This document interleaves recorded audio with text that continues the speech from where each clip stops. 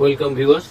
এখন আপনারা square root করার পদ্ধতি ক্যালকুলেটর ছাড়া দেখবেন, যা যে কোনো চাকরির পরীক্ষায় আপনাদের এগিয়ে রাখবে। দেখুন তাহলে 64009 লিখলাম, ডান দিক থেকে দুঘর করে নিয়ে নিলাম, এখানে একটা লাইন টেনে দিলাম, এদিকেও একটা লাইন টেনে দিলাম।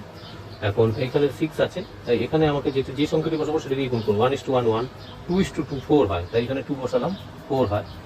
4 থেকে 6 2 বসে গেল, এখানে 2 এর সঙ্গে আবার 2 অ্যাড করে দিলাম, হয়ে গেল 4। আর এখান থেকে 40 নামিয়ে নিলাম। 4 এর পর যে সংখ্যাটি বসাবো কাছে যাওয়ার জন্য, সেই সংখ্যাটি দিয়ে 4 এইখানে গুণ করতে হবে। যেমন 45 এর 4 এর পরে 5 বসালাম, তাই 5 দিয়ে এটাকে গুণ করলাম, এখানেও 5 বসিয়ে দিলাম, তো এখানে হয়ে গেল 225। এখানে পেয়ে গেলাম 15।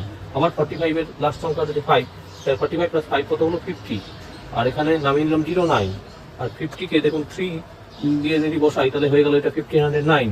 আর এই 3টা এখানে বসিয়ে দিলাম, তাই ডান দিকেরটা হলো অ্যান্সার। তাহলে 253 বেরোলো স্কোয়ার রুটের ভ্যালু।